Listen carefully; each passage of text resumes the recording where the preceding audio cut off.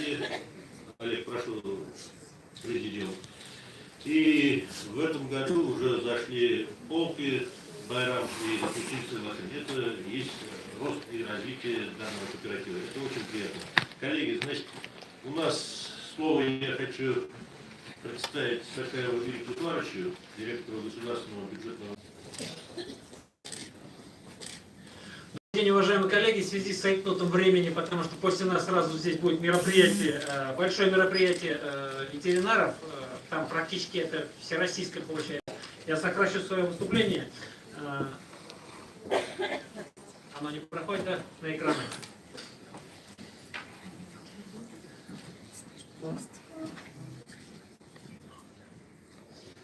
Уважаемые коллеги, всех приветствую еще раз. Хотел бы ознакомить буквально вас с несколькими правилами ведения работы в формате сельскохозяйственной потребительской кооперации. У нас в Республике Башкортостан запущен проект доходогенерирующий проект, который предполагает отдельную государственную поддержку по линии кооперации именно только в Республике Башкортостан. Такого проекта нет нигде, и если я сейчас разберусь.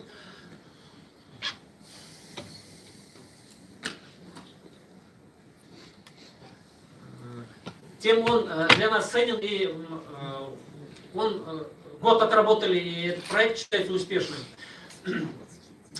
На сегодняшний день в Республике Башкортостан действует открытие 217 кооперативов, из них 4 кооператива зарегистрированы уже в этом году. Благодаря проекту всего в республике было зарегистрировано 157 кооперативов. Все они работают где-то лучше, где-то хуже, где-то с отчетностью, где-то без, но фактически все понимают, что такое кооперация, и уже начали двигаться. Но, уважаемые коллеги, я буквально хочу остановиться в нескольких моментах. Для того, чтобы кооператив имел успешность, обратите внимание буквально на несколько моментов. Это вот 8 правил успеха для начинающего кооператива, для начинающего кооператора. Это первое, это обязательный опыт участников кооператива. Надо начинать с этого, объединяться не просто успешным, а вот именно один из пайщиков, один из членов может быть успешным. Надо принимать опыт его, вовлечение, информирование и вовлечение членов кооператива в организацию работы кооператива. Именно члены кооператива должны проявлять активность.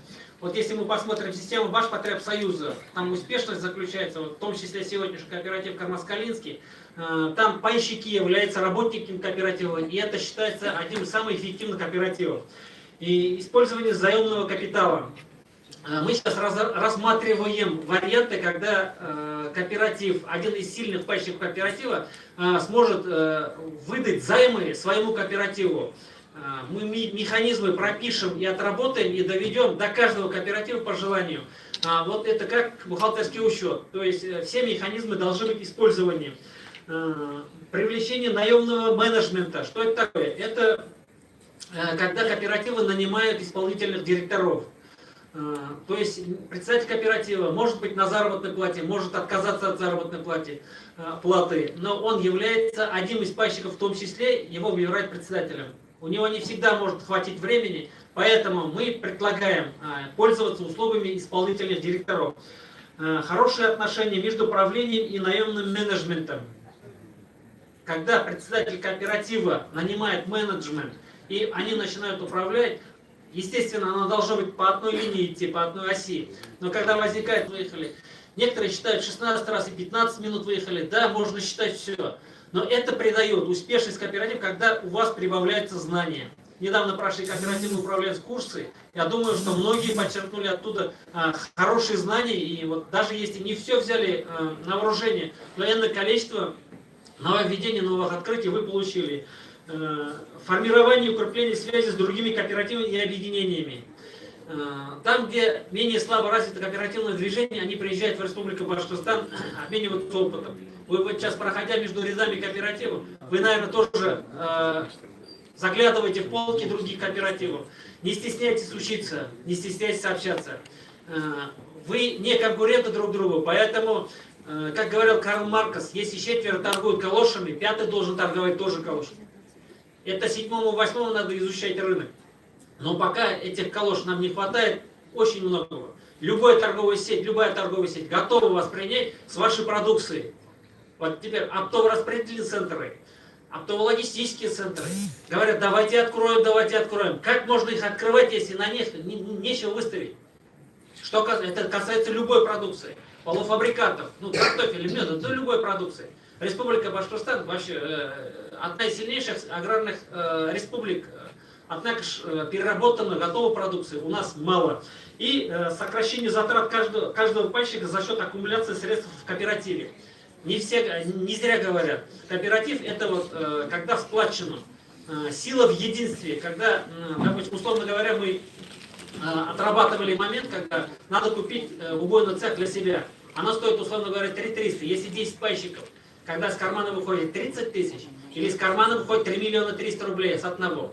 Вот это объединенно, хотя загрузить одному убойный цех невозможно круглогодично. Вот из этого получается эффект.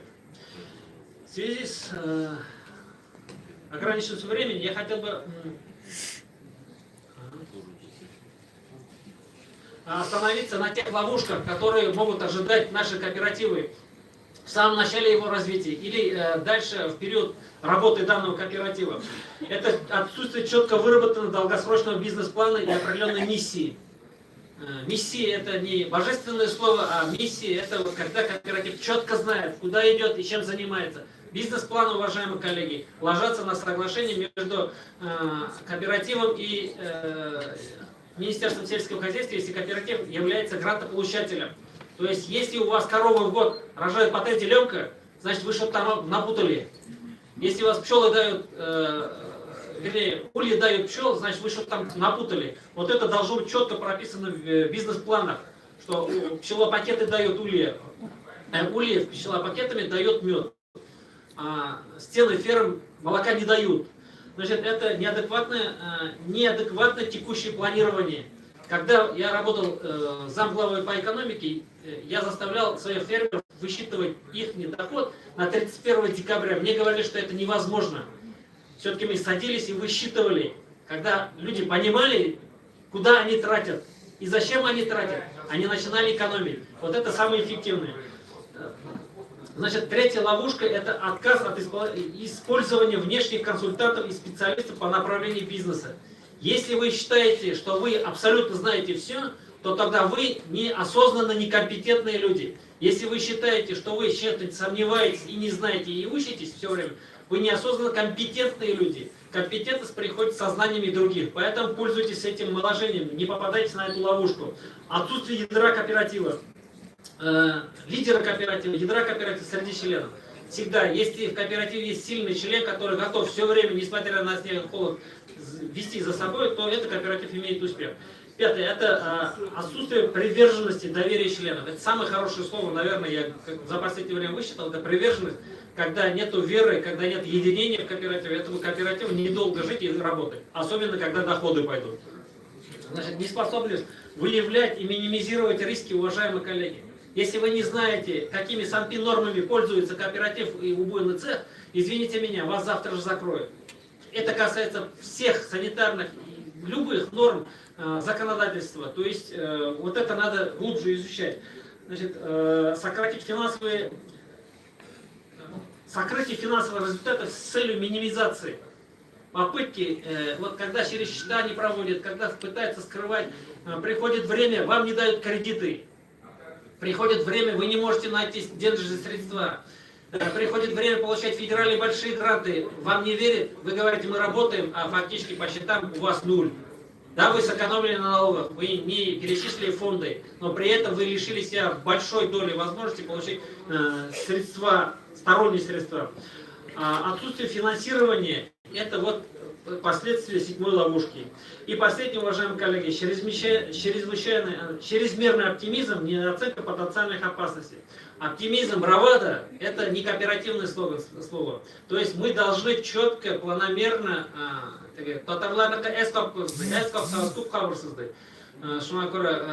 идите мало-помалу. Если вы хотите усидеться на 2 стулах, наверное, не получится. Некоторыми я разговариваю, я понимаю, что хотят охватить все и все. Уважаемые коллеги, значит, нормативная база вы видите на них останавливаться не буду. 254 постановление готов на выходе после редакции. Как только выйдет, мы объявим второй тур ДГП. Это первый этап получается, да, 2019 год. Ожидайте, следите за нашими сайтами, за сайтом Минсельхоза. То есть в этом году желающие 326 инициативных групп ждут вот этого документа. Надеюсь, что у нас на скором времени появится. Рентабельность, зона рентабельности – это вот основное. Вы должны знать четко, на каком расстоянии у вас продукция, производство будет прибыльным. И последний слайд.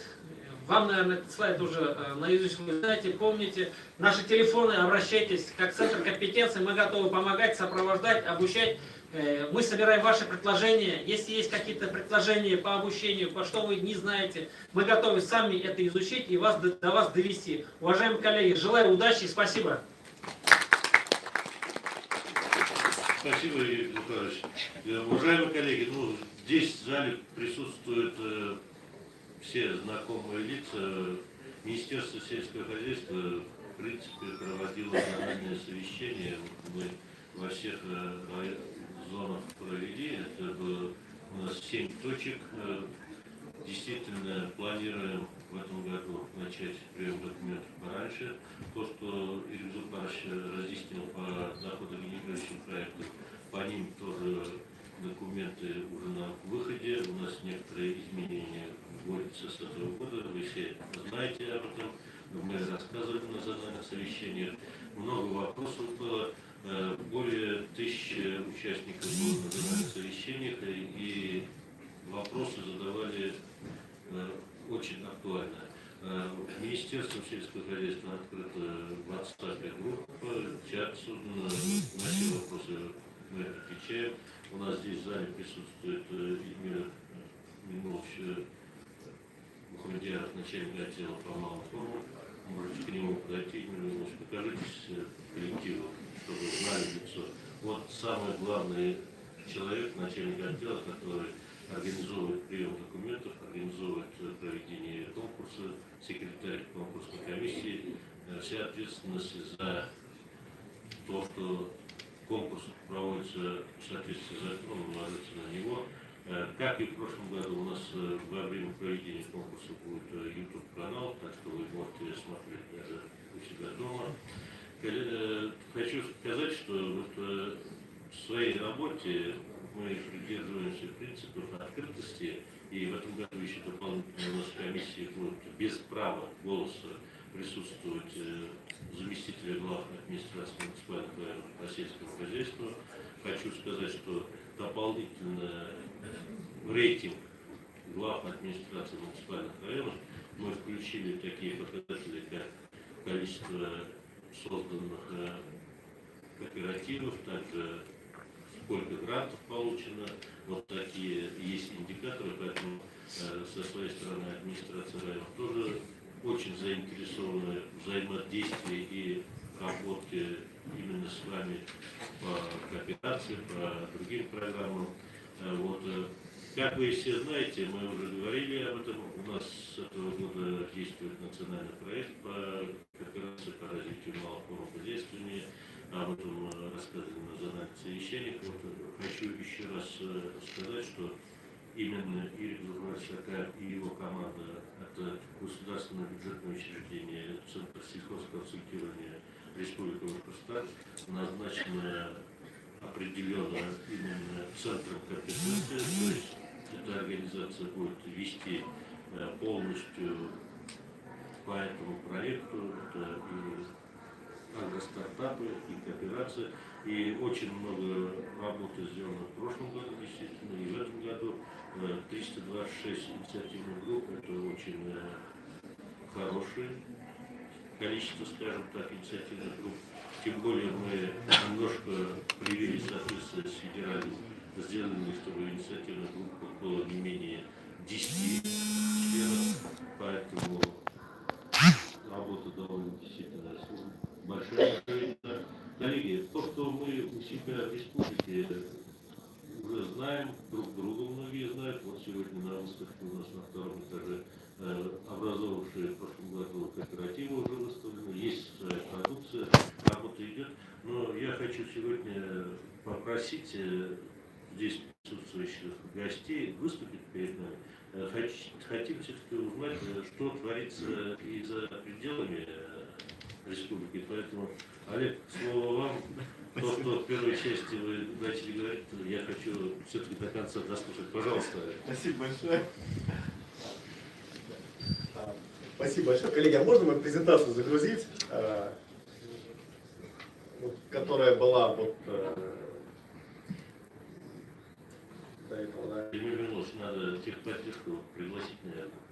А вот я сейчас здесь. Есть, да? Найдете? Нету, да? Техподдержку пригласите, они... Вот, ну, давайте я пока начну с нашего опыта, если уж тема у нас по кооперации, я начну. У нас какая кооперация? У нас достаточно, у нас мало фермеров, у нас на всю область, наверное, 200 фермерских хозяйств работает, немного.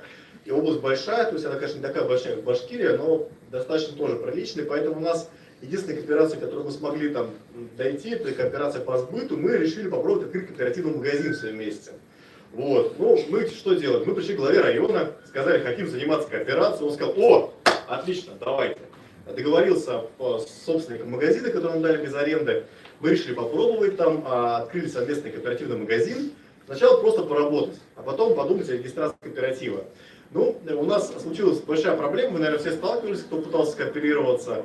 К сожалению, русские, россияне, русские татары, башкиры, русские, мы все очень плохо между собой договариваемся.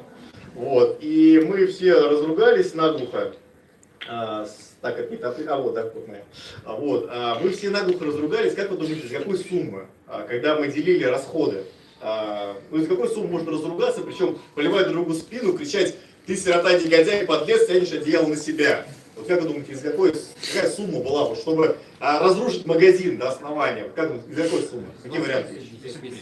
50, 25, какие еще? Да 1010, наверное. 10, так, теплее. Какая еще сумма есть? 1000 рублей, правильно. И за 1000 рублей у нас рухнул магазин, вот, и мы не смогли зарегистрировать кооператив, то есть у вас, наверное, больше опыта здесь, потому что у нас на этапе регистрации кооператива у нас сказали, ой, там субсидиарная ответственность, ой, я не хочу сидеть, ой, вы вдруг возьмете кредит. И в общем у нас кооперация там забуксовала. Вот, потом у нас получился тоталитарный кооператив там. Вот, у нас получился в итоге тоталитарный кооператив, к сожалению, вот, в котором я стал руководителем. Но пока мы зарегистрировали в ООшке формате его, но мы в этом году нам обещают громадные субсидии, это нас подвигло для регистрации аж 2 кооперативов. Один для закупки техники, второй для именно торговли, кооперации по сбыту, потому что для кого не секрет, что магазины забирают основную маржу у нас. То есть мы там производим, то есть у меня была забавная беседа в Москве, первый раз я привез свою продукцию в московский столичный магазин, фермерский типа. У меня сыр, да, отпускная цена была 800 рублей, я привожу свой сыр, он говорит, отлично, у нас он будет стоить 2400, будет твоя фотография висеть. Я говорю, позвольте, у меня там коровник построен, я все продал, все, что мог, я заложил, там почки, трусы последние в банк, там. А вы тут говорите, что вы 3 конца нацениваете. Он говорит, ну так вот, у нас большие расходы. Я говорю, не, мужики, так дело не пойдет, мы будем заниматься собственным сбытом. Вот. Пока вот мы в этом году будем открывать еще дополнительные магазины, но первый этап нашей торговли был собственный сбыт на рынке. Вот у меня жена за прилавком стоит, у нас просто есть такое явление в Москве, московские фермерские рынки, они стали открываться, они стали очень модными, очень много людей ходят за экологически чистой продукцией.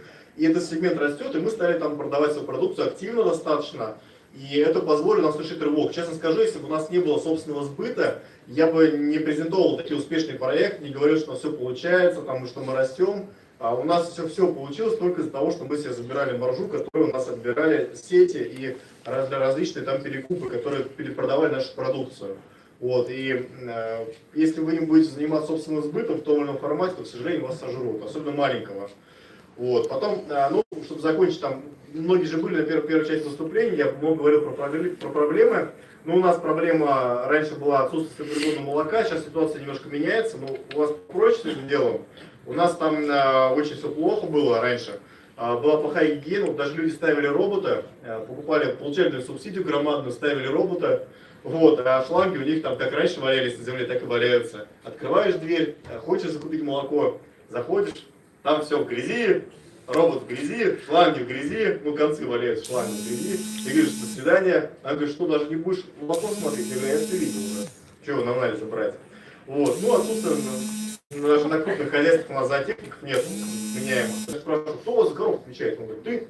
Не, я бухгалтер. Я говорю, может ты? Да я типа агроном. Я говорю, а кто за корову кто? Занимается, то есть никого не было. Потом для части сыров у нас нельзя, чтобы в рационе был силос, это тоже была проблема. Наш требование к молоку. Вот это самое минимальное, но в реальности мы берем молоко, у нас средний белок на сыроварне 3,7, который мы принимаем. 3,7-3,8 белок, не жир. Это наш текущий показатель, 3,6, 3,7, 3,8 даже бывает. В зимние 3,7, 3,8, летом 3,6. Это наш показатель. Жир нас мало интересует. Соматика меньше 300 тысяч должна быть. Бака семененность до 100 тысяч стабильная. Желательно отсутствие силоса в рационе, но мы уже для части сыров смирились, что он будет. Вот. Но для твердых сыров у нас своя ферма есть, и мы там кормим только серым, концентратами и гранул травяной. Вот. Потом для гигиены у нас стоимость в регионе молока сейчас уже 36 рублей. Вот.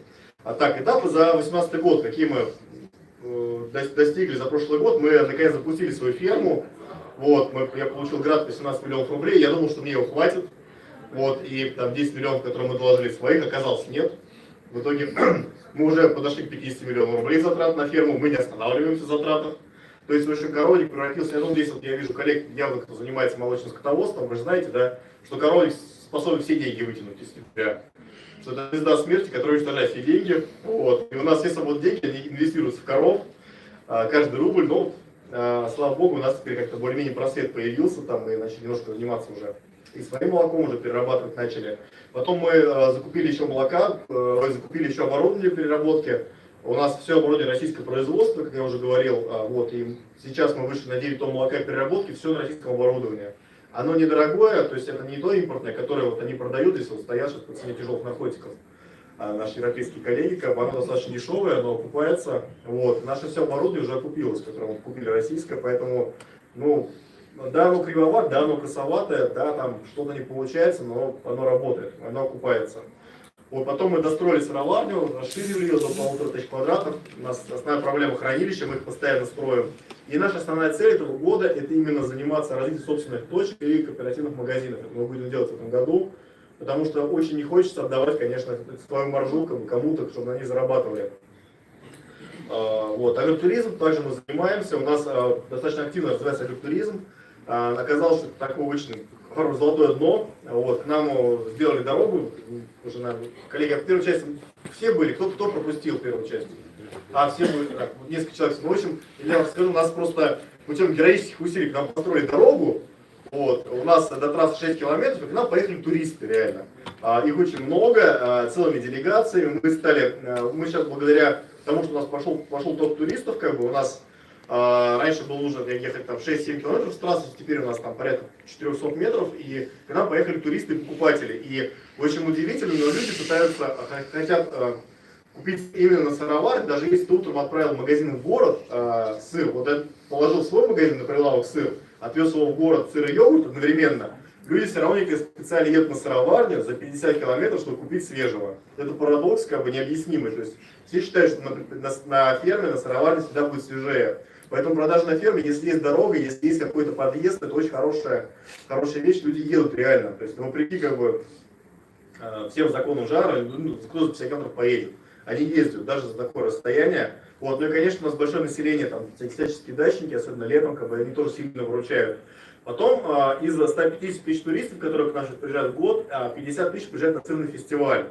Мы стали проводить фестивали, я прям на коленях ползал наших коллег, фермеров, соседей, и говорил, мужики, давайте проведем сырный фестиваль, давайте организуем. Это был 16-й год, и никто не верил, что можно сделать праздник, в который приедут люди, купят сыра, и все будут радоваться, и что нас приедут поддерживать соотечественники. Никто не верил в это, но пришло даже, до смешного дошло даже витрину свой счет арендовать, закупить рекламу на радио, в социальных сетях.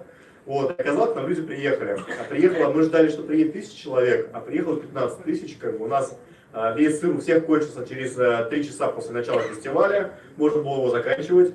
Мы выдавали 300 грамм сыра в одни руки, было очень забавно, нам. людям нет.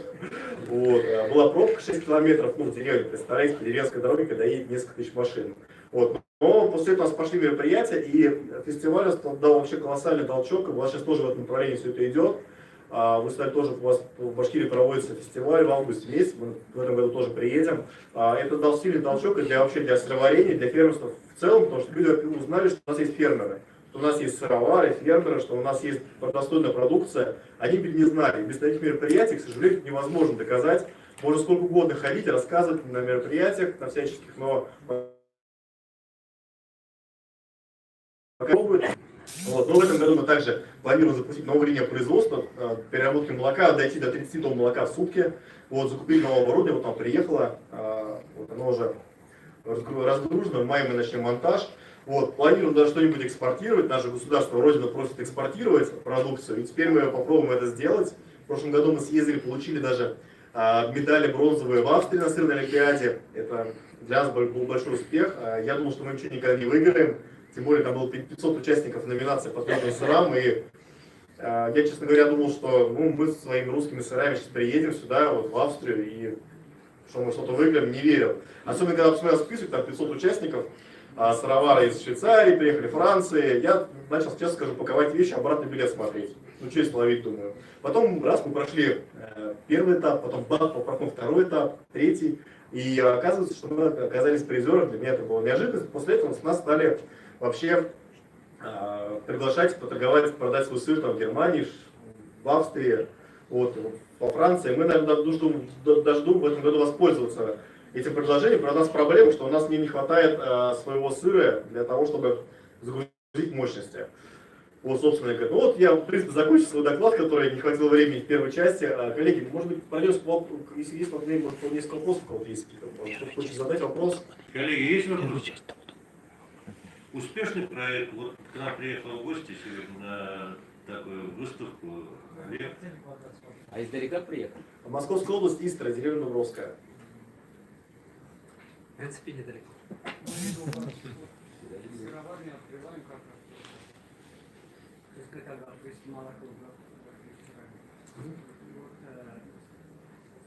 Только мы начинаем, и у нас первое сырование 800 литров.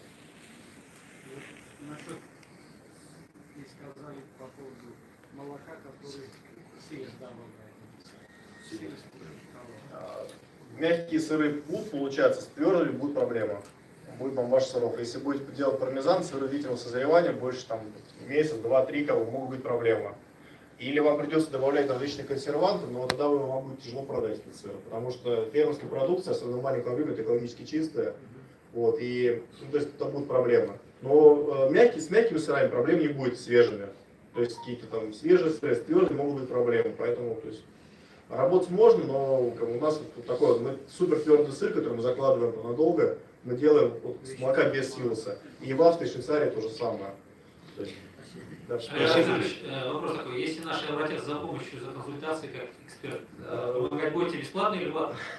Я ни разу в жизни не брал деньги за ни одно выступление, за одну консультацию. Поэтому, уважаемые коллеги, пожалуйста, обращайтесь на кулуарно, возьмите телефоны. Да, если да, пожалуйста, запишите 8906 771 20 55. Я Саша, позволяю, отвечу на самые, буквально сейчас 2 минутки, я хотел, скажите, но я хотел еще добавить, я сейчас отвечу сразу на самый популярный вопрос, который будет, да, партнерами мы ни с кем не будем, вы сами растите, сами строите, мы подсказать, как у нас показать сможем, приезжайте, пожалуйста, сыроварня открыта, она за стеклом, но развиваться все равно будете сами. По обучению мы просто им не занимаемся. По обучению вам нужно будет поехать в Углич на курсы при НИИ сыроделия. Можете забить также в Яндексе. Там единственное место в России, где более-менее как-то чему-то учат вот, по сырам. И все равно нужно искать технологов, потому что у нас не учебное предприятие, у нас производственное. Приехать посмотреть, как организовано, пожалуйста. Стажировку нельзя, да? У нас, как бы, понимаете, что делать? Стажировка ничего не даст. Если это технолог, просто поймите правильно, вам все равно нужно учиться. Как бы стажировка, человек приехал, посмотрел, да, и это профтехобразование. И дать его там за 3 дня, неделю мы не сможем. Где Углич, говорите, да? Углич курсы при НИИ сыроделия для начала. То есть все равно нужен хоть какой-то технолог, который хоть немножко понимает теорию переработки молока. То есть это неизбежность. Можно учиться самому и самому варить сыр, но вот у нас мы не делаем, мы не стажируем, к сожалению. Спасибо, спасибо, Олег. Да. Ну, Олег, очень приятно вас слушать. Действительно, для нас очень интересен ваш опыт. То, что в первой части, конечно, выступали, многие не услышали, но в YouTube-канале у нас запись шла, потом посмотрите выступление Олега. То, что как он бизнес начинал, очень красочно рассказал, как потребовалось сколько денег. Тут вопросов нет. Поэтому, коллеги, потом посмотрите по YouTube, там запись сохранена. Если что, обращайтесь. Спасибо, Олег. Спасибо большое, коллеги. Коллеги, действительно, бизнес на селе – это очень ответственно, это создание рабочих мест и в то же самое время очень ответственная работа. Я вам хочу сегодня представить человека, с которым познакомился недавно. Мы с Павлом Юхиновым были в Москве, и как-то нам получилось пройти посольство Дании. Вот, интересно развитие сельского хозяйства именно в Дании, поэтому слово хочу Марине представить. Марина атташе по вопросам сельского хозяйства, продовольствия и рыболовства посольства Королевства Дании Российской Федерации. Пожалуйста, Марина.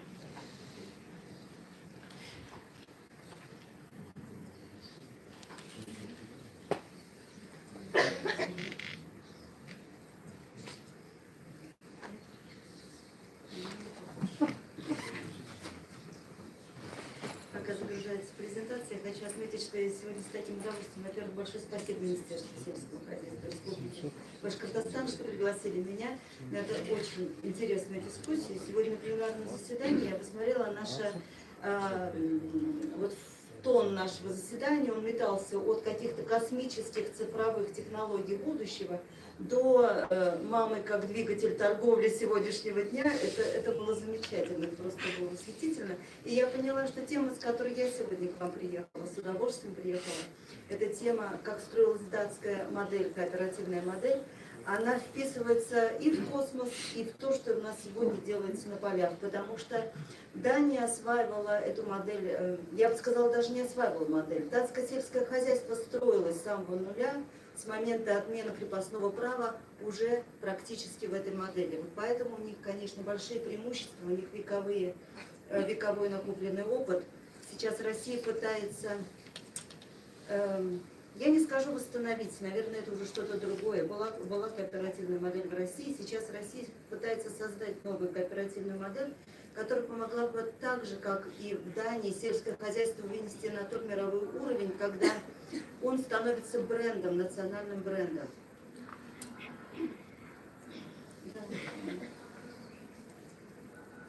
Сейчас загружается.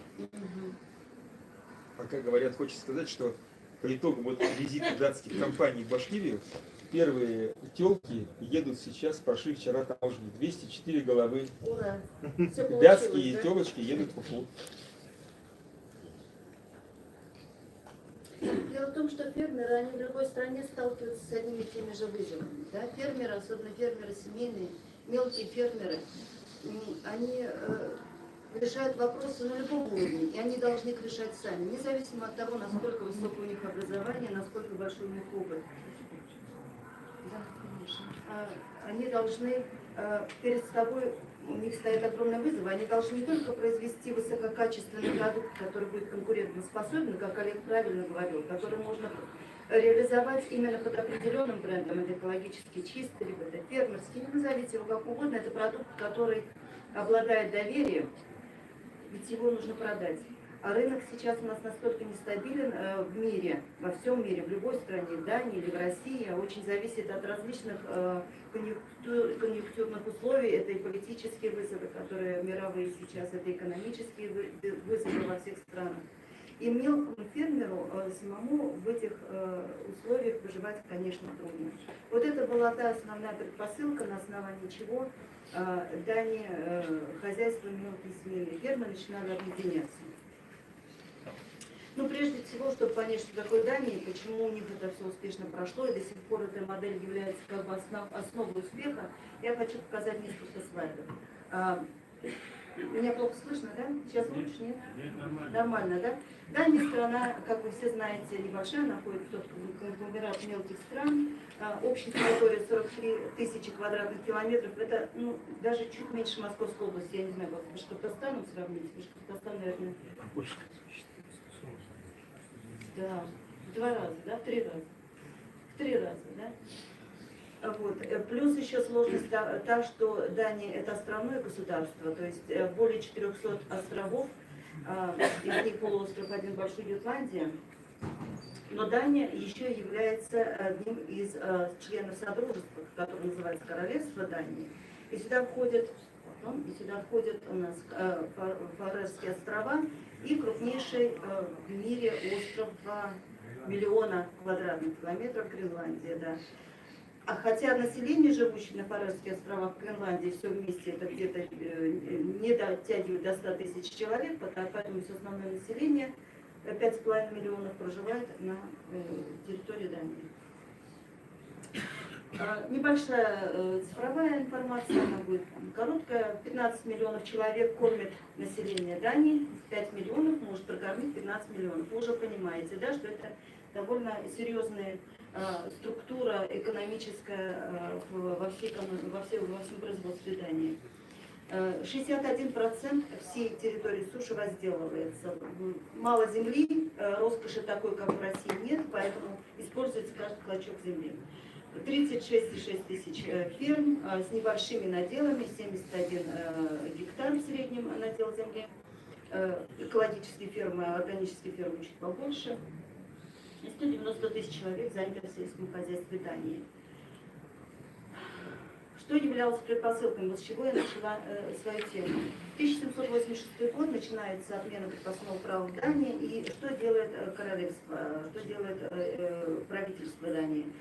Они предоставляют возможность тем крестьянам, которые работали на этой земле, получить эту землю. Но не просто так получить, они ее выкупают. Они ее выкупают по фиксированным ставкам, заниженным ставкам банковским в эту землю. И вот уже в этот период создается специальный банк, который до сих пор существует, который занимается земельными вопросами, земельным финансированием. Что еще очень важный момент, то, что, в общем-то, когда мы делаем аналогию с кооперативным движением в России, образование. Образование с тех пор до настоящего времени играло огромную роль во всем процессе развития сельского хозяйства. Уже в эти годы, то есть конец XIX века, создается начальное образование, техническое образование, оно полностью субсидируется государством, и фермер может заниматься своей землей только в том случае, если он это образование имеет. Ведь даже сейчас, что происходит?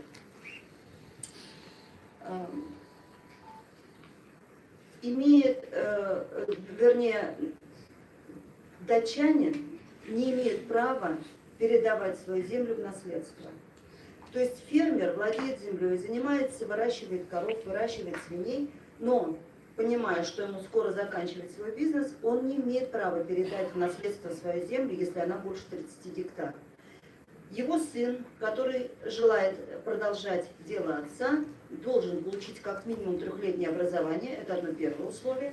Второе условие, он должен постепенно за период своего обучения, за период вхождения вот в этот бизнес, эту землю у отца выкупать по определенным существующим тарифам на землю. Это одно из основных условий, которое подчеркивает серьезное отношение правительства Дании к сельскому хозяйству. То есть нельзя, как у нас банки скупили в России землю, еще кто-то скупил, холдинги скупили землю, земля пустует, земля у нас зарастает.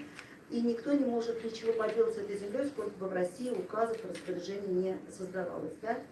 В Дании изначально, с самого исторического момента входа в земли в обороты, этот вопрос решили сразу. Никакой передачи земли. Земля должна работать, и на ней должны работать только те люди, которые получают специально для этого образование. В 80-е годы XIX века серьезный экономический кризис заставил крестьян задуматься. Очень много до того момента крестьян занималось быстро оборачиваемым сельским хозяйством. Это овощи, это растениеводство и так далее. И они поняли, что экономическая составляющая лежит в животноводстве, Более того, в дальнейшей переработке сырья в продукт, который уже продается, выходит на рынке. Понимают, они осознают, что когда они начинают вывозить свое молоко и свое масло в другие страны, они получают более высокий доход. Поэтому начинает ставится вопрос о создании первых кооперативов. Ну вот здесь, вот, если конфликтовать с Олегом, который сейчас рассказывал о своем опыте кооперативного такого движения небольшого, краткосрочного, у них кооперативы создавались на уровне фермерства. То есть это фермеры, которые создают сырье, они вкладываются в общую переработку этого сырья. То есть кооперативная ступень начинается от этого момента. Фермер на своей земле принимает решение только сам. Никто им не управляет. Никакую технику он покупает, никакое зерно он сеет, никаких коров он выращивает. Он должен, он входит в кооператив только с момента переработки. Там уже куча на устав оговаривает много условий, много определенных требований к этому кооперативу, но это только от того, что фермер на земле независим и никому не подчиняется.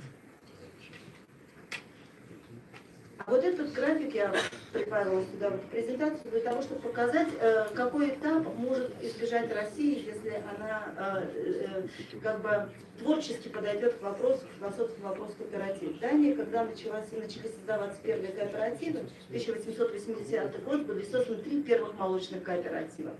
Потом пошел бум создания кооперативов к середине 20 века, там 50-е годы, это был бум.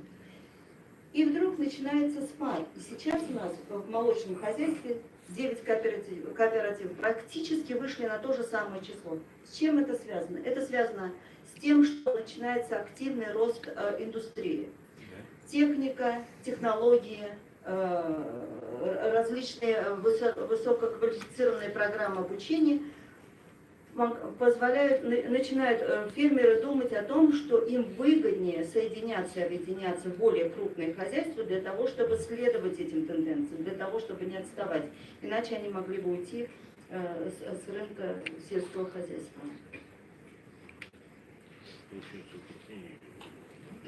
Ну, не секрет, что почему кооперативы, фермеры продают вместе, покупают вместе, перерабатывают вместе, как я сейчас говорила. Прибыль делится между участниками производства в соответствии с количеством и качеством проданной продукции. Все это оговаривается в уставах организации. И что здесь самое интересное, фермер, он имеет свой доход, если он участник кооператива, на 2 этапах. Когда он продает свое сырье в кооператив, это его первый доход, который он получил от продажи своего сырья. Второй доход он получает в конце года по факту реализации всей уже конечной продукции на рынке в других странах, где угодно. Вот реализует кооператив всю продукцию, этот доход распределяется и возвращается к фермеру, к тому, кто произвел это молоко на конечном этапе по всяким различным схемам распределения этих средств. То есть часть идет на поддержание кооператива, а часть идет как дополнительный доход к фермеру. Это очень выгодно для фермеров, и это держит его заинтересованным производить только высококачественную продукцию. Потому что он знает, что это не только что он сейчас отстал свою продукцию и забыл об этом. Все, он свои деньги получил, они у него в кармане. Нет, он знает, что от того, насколько хорошо будет реализован конечный продукт, сколько денег они на этом заработают, его доход увеличится на конечном этапе в конце года. Ну, здесь я быстро скажу, что это, в принципе, стандартные условия кооператива демократического управления «Один человек, один голос». Это значит, будь то холдинг или будь то мелкий фермер с 3 коровами, у них одинаковый голос, одинаковое право решать все вопросы в своем кооперативе. Добровольное открытое членство. Единственное, что я здесь хочу добавить, если нет, дальше. Единственное, я хочу добавить, опять же, в отличие от российских моделей кооперативного строения, в Дании кооперативы, они могут быть финансовыми, они могут быть промышленными, они могут быть разными, но они все время строятся на основе вида продукции, которые эти люди производят. Это либо молочные кооперативы, либо мясные кооперативы, либо растениеводство, либо корма и так далее. Нет смешанных таких больших каких-то структур, которые называют себя Я могу привести пример Аккор российский, который себя позиционирует как один из вариантов кооперативного движения, и где могут быть фермеры любого направления. Это не будет работать, потому что у фермеров должен быть определенный профессиональный опыт, определенные подходы, определенные стандарты, требования по законодательству и так далее. Они должны иметь доход от продукции, которую они выпускают, исходя из своего сырья. Сегодня кооперативное движение в Дании – это, собственно, это их постулат, это их основа, это то, что производит 90% всей сельхозпродукции, это все через кооперативы. Но хочу отметить несколько моментов, которые очень важно акцентировать, когда начинаете думать о российских кооперативах. Кооперативы слабо представлены в обеспечении фермеров сельхозтехникой и в строительстве сельхозобъектов. То есть вот эти варианты МТС в Дании никогда не были, не существует и не будет существовать. Технику фермер приобретает самостоятельно, технику, какую приобретает, фермер решает самостоятельно, обслуживает это его частная собственность. Никакой совместной техники кооперативы не имеют. То, что я уже сказала, кооперативное фермерство практически не распространено в Дании, это вы теперь понимаете, что я имею в виду, то есть фермер на своей земле является хозяином своей земли, своих решений. То есть на этом этапе кооператива нет. Нет специального законодательства о кооперативах. Тоже интересный момент. Кооперативы как бы юридическую основу имеют от своей Конституции, в которой сказано, что граждане имеют право создавать общественное объединение в любых законных целях, без предварительного уведомления. Все, точка. Это та законодательная основа, на которой кооператив может действовать. Но, конечно, как и любая организация, в любой стране кооператив должен следовать всем остальным законодательным актам этой страны. Трудовым, налоговым и так далее. Все остальные акты являются актами законодательно выполняемыми кооперативами. А из этого следует, что в Дании нет специального ведомства, специального министерства, которое регулирует вопросы кооперативного движения. Никакого влияния, никакого вхождения власти в этот процесс нет. И в этом случае вот эта строчка, что за всю историю кооперативного движения с конца XIX века по сегодняшний день ни одного банкротства кооператива не зарегистрировано. Кооперативы сливались, кооперативы делились, они как бы изменяли свою форму, но они не банкротились, потому что была очень грамотная политика внутреннего распределения обязанностей и всех условий по уставам кооператива. Я сюда включила, но не буду теперь долго останавливаться, думаю, времени у меня мало, корпоративная модель кооператива Арла. Арла – это один из 3 основных кооперативов, которые существуют в Дании. Сейчас это уже международный кооператив. В состав этого кооператива входит уже 7 стран. Арла, между прочим, и в сотрудничестве с Молвестом создала свое предприятие по производству сыра на Тур в Воронежской области. То есть, как бы вот уже потихоньку к России продвигается. Поэтому вот для российской модели вот, то, что сделал кооператив Арла, это интересная модель, потому что Россия, более 85 регионов, можно их рассматривать как международную структуру, где можно создавать кооперативы. Ну, подробно мы, наверное, не будем. Если не будет вопросов, спасибо за внимание. Коллеги, есть вопросы? Пожалуйста, задавайте. Один такой вопрос. Вот, дивиденды не выплачиваются, я написал, а кооперативы вообще работают сами? Нет. Они Это тоже хороший вопрос. Кооператив – это не коммерческая структура. Больше того, ту акцию, которую приобретает член кооператива, она не является финансовым, она не обеспечена финансами. То есть член кооператива эту акцию не может свое членство ни продать, ни передарить, ни отдать кому-то, потому что финансово она не обеспечивается. Но она позволяет ему быть членом кооператива и участвовать, как бы, грубо сказать, во всей дележке вот этого пирога, который кооператив имеет. Кооператив оказывает только услуги своим членам. Да, да. Цель кооператива – помочь. То есть цель кооператива – предоставить те условия, при которых фермер получает самые выгодные условия по реализации своей продукции, по переработке. Но еще один момент хочу просто сказать, что есть и минус вот в этой схеме, потому что фермер, являясь членом кооператива, обязан продать свое молоко только переработке этого кооператива. он не имеет права, являясь членом кооператива, продавать по, допустим, более высокой цене на какую-то другую переработку. Он должен обеспечивать своим молоком свой кооператив. Состоят они все? А? СРО состоят? Не поняла. СРО. Саморегулирующая организация. Но у них Как бы я другая. пытаюсь вот применить это понятие к датской системе, я назову такого У них нет. другое. Не СРО, конечно. Марина, можно вопрос? А по, ну, как бы вот Арла, она, получается, не получает кредитов или как? Они кредитуют, если не было банкрота, значит, они не получали кредитов. Это Нет, так? нет системы кредитования как таковой, вернее, как в том виде, в каком она здесь существует. Есть система, определенная система поддержки фермеров. Все это идет как бы параллельно кооперативам. Это не важно, фермер он в кооперативе либо вне. Почему я еще раз подчеркиваю, фермер на начальном звене не кооператор, то есть он не входит в кооператив. Он здесь работает на определенных условиях, которые созданы страной для фермера. Это и определенная система поддержки, определенная система кредитования, которую он получает кредиты, берут, вот они вот на этом этапе. Потом они уже входят в кооператив. Кооператив не включает. Ну а собственность кооператива есть? Собственность этих фермеров. Фермеры являются собственниками этой переработки. Нет, понятно. Но они пайщики кооператива, а кооператив владеет, ну, юридически. Оборудование Нет, техники нет, покупается. нет, вот в этом начинается недопонимание. Нет такой структуры, как кооператив, вот юридическая структура, отделенная от фермера. Это в нашем Есть законодательстве как товарищество на вере, как партнерство, когда все имущество является долевой собственностью всех участников.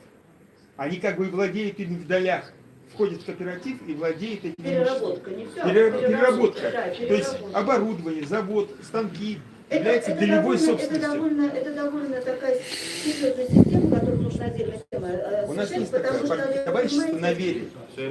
Чтобы работал крупный перерабатывающий завод, тот же молочный, да, там и наемные сотрудники, там и технологи, там и так далее. Но в Дании есть еще такая организация, она называется, я ее сегодня тоже представляю, Совет Дании по сельскому хозяйству и продовольствию, куда входят все эти структуры. Вот Совет Дании по сельскому хозяйству, туда входят все эти структуры, включая кооперативы, включая банки, включая переработчиков и так далее, на одинаковых условиях. И вот эта организация уже обеспечивает всех сельхозпроизводителей наукой, технологиями, консультациями, ветеринарными и так далее делами. То есть это довольно сложное, в двух словах на одной презентации. Спасибо. Спасибо, Марина. Действительно, тема интересная, но, коллеги, вам интересно было? А через опыт? Уже усвоили? Нет, пережевывают. Наверное.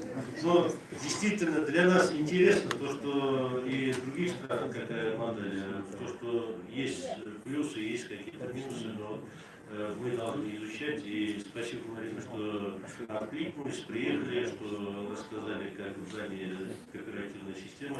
Вот. Коллеги, в дальнейшем у нас по времени, конечно, немножко ограничено, потому что, сами понимаете, пленарная часть немножко была дольше, чем планировалось. Вот, ну, хочу слово предоставить Коллегу Габитовне. Мы все про поддержку, которая через Министерство сельского хозяйства идет, знаем, но некоторые коллеги, наверное, не знают, что у нас еще есть поддержка и со стороны Центра поддержки предпринимательства. Поэтому, пожалуйста, Габитовна, пожалуйста, вас слово. Спасибо большое, Игорь Искандарович. Добрый день, уважаемые участники мероприятия. Действительно, спасибо огромное Минсельхозу Республики Башкортостан за то, что проводит достаточно такие интересные мероприятия, и практический опыт, да, и опыт международный непосредственно. Вот запомнили слова Олега, да, что государство не должно мешать, не мешайте, все будет отлично. Но все-таки я, как представитель, наверное, госучреждения, да, потому что мы финансируемся из федерального и республиканского бюджета, все-таки скажу, уважаемые участники, пользуйтесь государственной поддержкой, и действительно достаточно много, и вот по линии Минсельхоза, и непосредственно по другим организациям. Если говорить о Республике Башкортостан, то здесь действует достаточно разветвленная инфраструктура поддержки предпринимательства. Очень много организаций. Это и Центр сельхозконсультирования, Центр поддержки предпринимательства, Центр инноваций социальной сферы, торгово-промышленный палат, Фонд развития поддержки малого предпринимательства, Фонд развития промышленности, Центр инноваций, социальной сферы, торгово-промышленной палаты, и их достаточно много. И я уверена, что вы, предприниматели, наверное, не все и даже знаете эти организации. Их около 30 организаций инфраструктуры поддержки, и все они по своим направлениям оказывают помощь предпринимателям. А для облегчения доступа предпринимателей к информационным ресурсам о мерах поддержки в 2015 году был создан Центр поддержки предпринимательства, который работает по принципу одного окна, и вы можете получать всю информацию по действующей в Республике Башкортостан поддержке в рамках развития и поддержки малого и среднего предпринимательства. Центр поддержки предпринимательства оказывает информационную, консультационную поддержку, образовательную поддержку, непосредственно проводит мероприятия, направленные на популяризацию предпринимательской деятельности и продвижение республиканских товаропроизводителей, продвижение туристического потенциала республики. В рамках нашей работы мы оказываем бесплатные консультации по основным направлениям видов деятельности предпринимателей. Мы консультируем по всем механизмам финансовой поддержки, которые реализуются на территории Республики Башкортостан. Естественно, мы консультируем по всем образовательным мероприятиям, как для начала бизнеса, так и для развития бизнеса. По телефону горячей линии вы всегда можете позвонить, и специалисты вас проконсультируют по интересующим вас вопросам. Опять-таки говорю, как по мерам финансовой поддержки, так и нефинансовой. 216-40-80 – это тот телефон, который предприниматель должен знать наизусть и в любой ситуации набирать нас. Опять-таки, вот Ирик Зуфарович сказал правильно, что пользуйтесь все-таки, не отказывайтесь от квалифицированной помощи и консультации экспертов по направлению ведения бизнеса. Это вот одну из ловушек, которую Ирик Зуфарович сказал, да? Не отказывайтесь от этого, обращайтесь.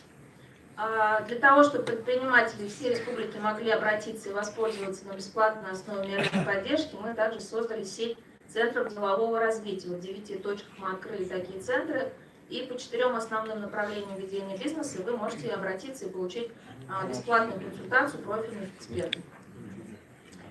Мы проводим образовательные мероприятия, непосредственно это привозим федеральных спикеров, достаточно интересная деловая среда у нас с прошлого года была запущена, это специфически определенные образовательные мастер-классы, семинары профильные. На сайте БизРБ вы можете найти всю необходимую информацию по всем образовательным мероприятиям, которые проводятся на территории Республики Башкортостан, не только Центром поддержки предпринимателей, всеми организациями инфраструктуры поддержки.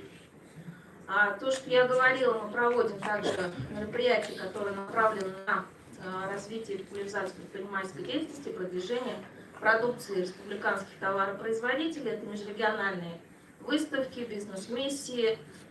Также проводим непосредственно мероприятия здесь на территории, форумные, опять-таки, с приглашением как федеральных, так и представителей субъектов федерации.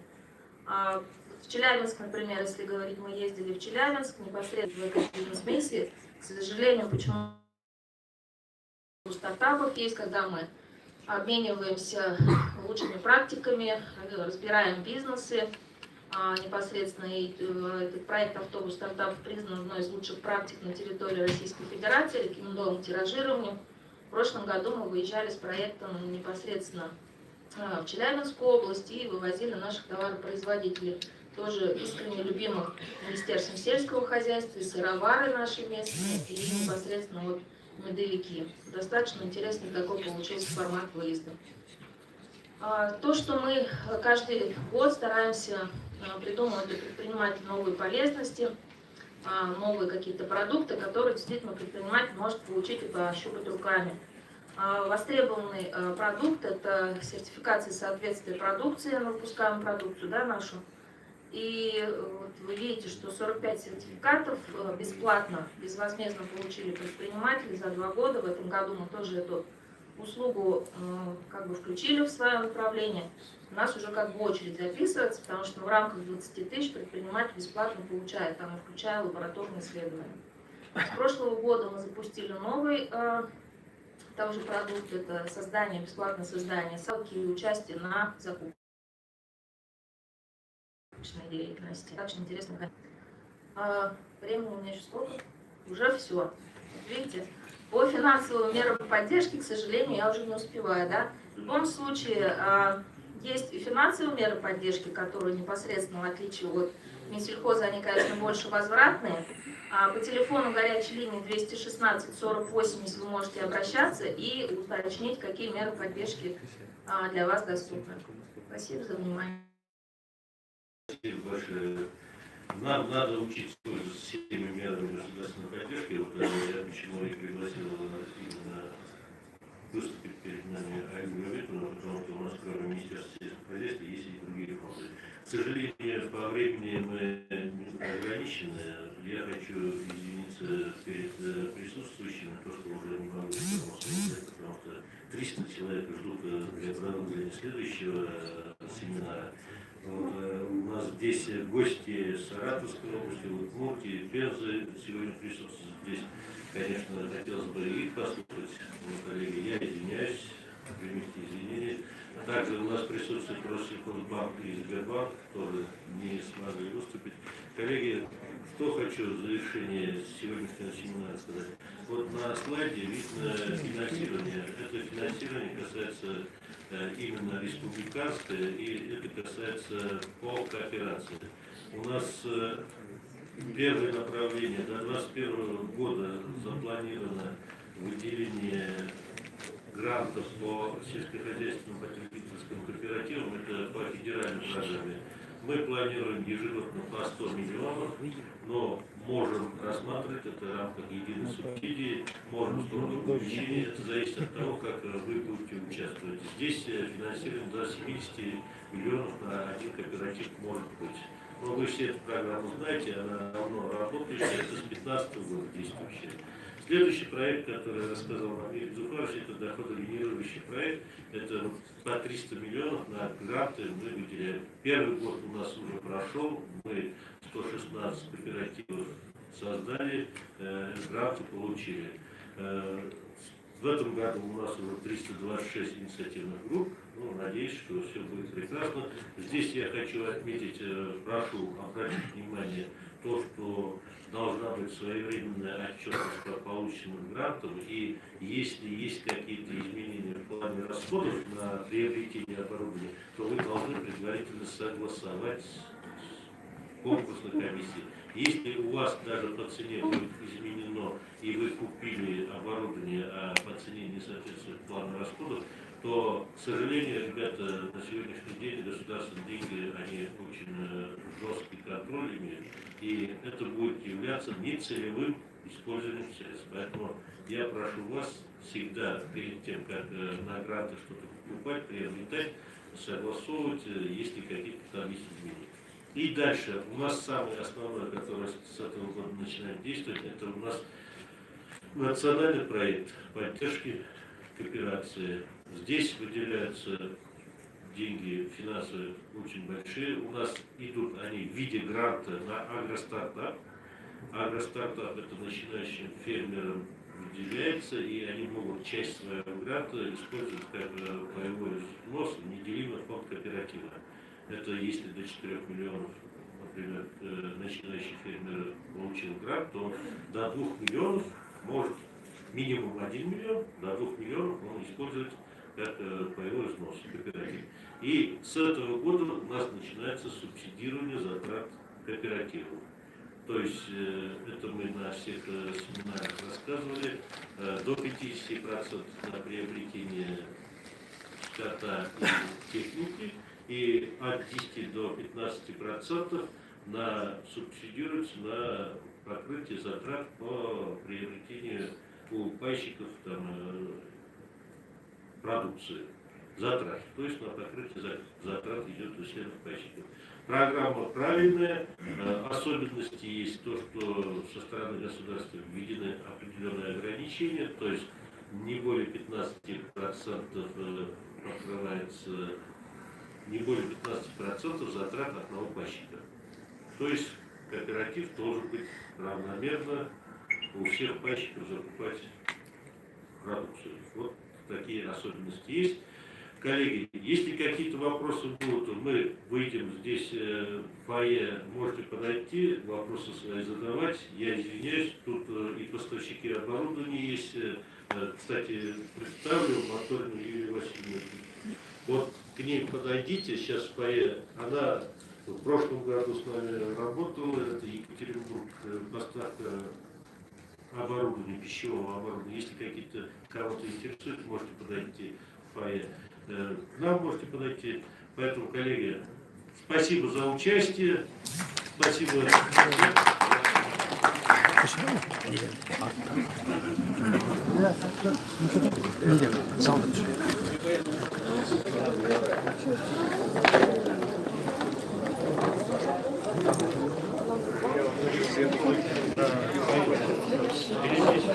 Извините, а какие оборудования у вас?